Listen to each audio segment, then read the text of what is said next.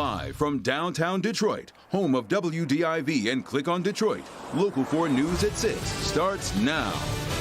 A local hockey mom accused of stealing money from her son's youth hockey group. Now we're learning other parents have felt something was wrong for years. Macomb County Animal Control needs your help to solve a mystery involving these two dogs. And a curious case of a police chief put off the job late Friday afternoon. Glad you're with us for Local 4 News at 6. All done in a shroud of secrecy, and some people are not happy about that. Ann Arbor Chief Michael Cox, now on administrative leave with pay. Cox was sworn in last September after a months-long search for candidates. He was previously a Boston police officer for 30 years.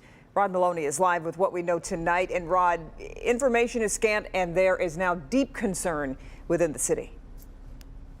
Yeah, there is, and it's mainly because the administration is staying extremely tight-lipped. Now, we've been able to pick up some information from one person close to the police department. Her name is Dr. Lisa Jackson, who is part of the new police commission in the city of Ann Arbor, and here's what she had to say. I am dismayed by the lack of information.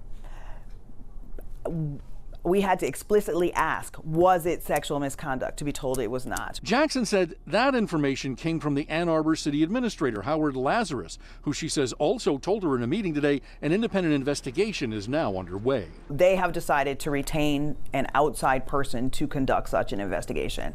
That person will report to the city manager. We still don't know what's behind the move, announced by email last Friday afternoon at 4:45, putting the chief on administrative leave with pay. Cox came to the Ann Arbor Police Department after 30 years with the Boston Police Department. By all accounts, he's beloved by many of the council members who, when Local 4 got them on the phone, said that they're concerned about the secrecy as well. Jackson had the opportunity to interview Cox as part of his hiring process and believes Cox is shaking up the department and thinks some of the department aren't appreciating that change, which may have led to the case against him. So I think he's done a good job with the Police Oversight Commission, and I think many of the changes that he's making are going to help bring this police department into the 21st century. We have a good police department in Ann Arbor. But she's still uncertain and frustrated by the administrative radio silence. We're very concerned about what would lead anyone to put him on administrative leave. Now, I got Howard Lazarus on the phone this afternoon. He did not have much to say. What he did tell me was that they want to do a fair and impartial investigation, and staying silent about it is part of all of that. Back to you. Yeah, well, Rod, what about City Council? Are they looking to get involved in this? Yes, they are. I spoke to probably half of the council, and they're very concerned about this. And one of the things that they're saying is they have a work session tonight at 7 o'clock. The hope is they can get into a closed session to talk to the administration about what's going on, why, and how, to at least get some information. And of course, it begs the question, if they're going to be hiring outside counsel for this, doesn't council have to pay for that? Don't they have to greenlight the funds? And so all of these questions need to be answered in the days to come. Yeah. Okay, Rod, keep us posted. A Wayne County District Judge has been charged, accused of assaulting his domestic partner. Judge David Parrott of 34th District Court in Romulus is facing assault and battery charges. The alleged attack happened Saturday night at the judge's home in Van Buren Township. Investigators say a 55-year-old woman told officers the judge assaulted her, causing a bump on her head, a cut on her hand, and a pain in her tailbone. During his arraignment, Judge Parrott has pleaded not guilty to the charges. Well, last week we told you about a local hockey mom accused of stealing $30,000 from her son's youth hockey association. Well, now we're learning just how far back other parents had concerns about money going missing. As Victor Williams reports, at least one parent tried to blow the whistle. The Wyandotte Warrior Association sent this letter to parents informing them that Ricky Verrier was accused of embezzling over $30,000 from the association. However, since then, multiple parents have reached out to me claiming that higher-ups there knew about this alleged embezzlement years ago. This has been going on for a long time. They need to dig deeper, yes. Hockey mom Shelly Moore says she was relieved to hear the news of Ricky Verrier's recent arrest. Finally, somebody listened. Finally. Moore was a parent herself in the Wyandotte Warrior Hockey Association in 2013. She claims even back then she had concerns about the association's finances. Ricky was the manager and there was no financial statements. I kept asking, where's the money? Where's it going? Like any parent should. and we never received any statements, and it was just a lot of red flags. But the whistleblower insists when she tried to inform others in charge, she was flat out ignored. When I made the phone calls and tried reaching out and nobody would listen to me, we left. We left Wyandotte. We took our son and we went somewhere else. That was 7 years ago. The question remains, however, whether possibly more victims affected over that time span. I can't even imagine how many families that she's done this to. Not just the organization, like the money that you don't even see, the cash. Hopefully she'll get her time in court and get what's coming. And speaking of that, Verrier is due back in court first thing in the morning. Reporting live tonight, Victor Williams, Local 4. Wow, 7 years ago that this mother suspected something. That's incredible. Victor, I'm wondering, though, did we hear anything back from the Wyandotte Warrior Hockey Association?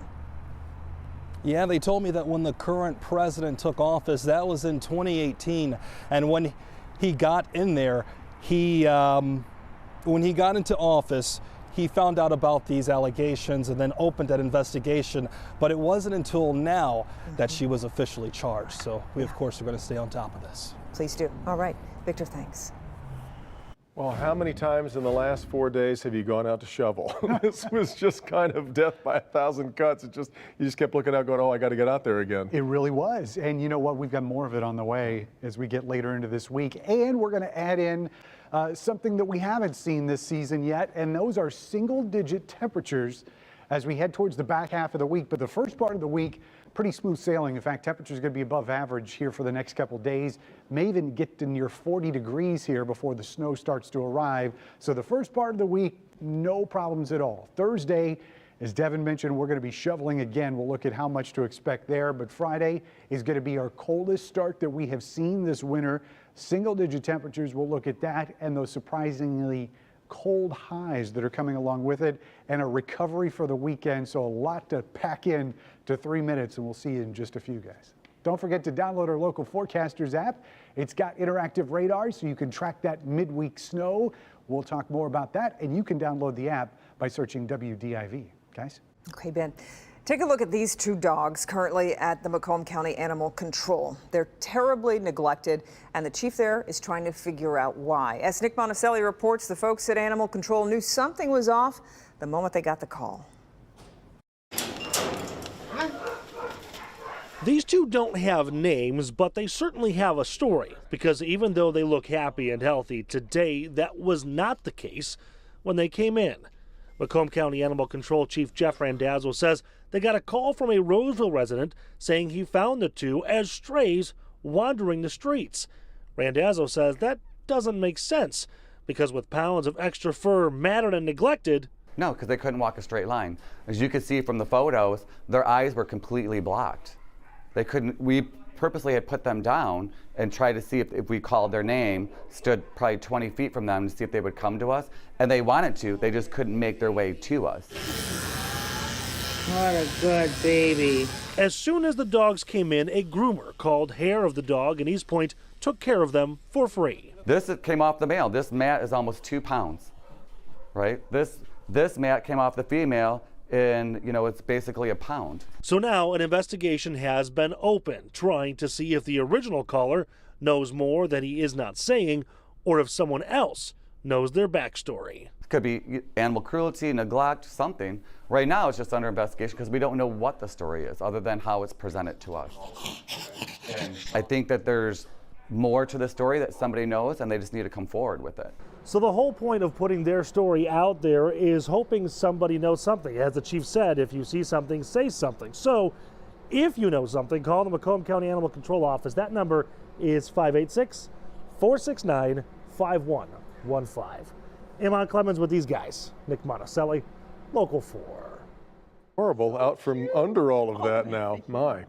Canton Township Police could use your help in finding a suspect in an identity theft case.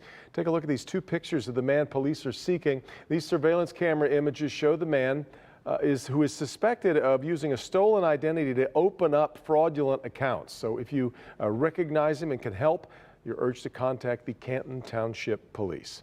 Police in Bloomfield Township are looking for these two men. They say the pair went to the TJ Maxx store on Telegraph north of Square Lake Road on February 1st and took clothing items and then ran out a rear door. They took off in a red GMC Suburban. Bloomfield Township Police would appreciate any help in identifying these two. Last week, we told you about the Oakland County Sheriff warning of scammers impersonating them over the phone. Well, now a similar warning from Macomb County. That's right. In one scam, the caller posing as Sergeant Bailey told a man he failed to have his DNA filed for the sex offender registry. And another scam, the call came from a telephone number displayed on caller ID as the Macomb County Sheriff's Office.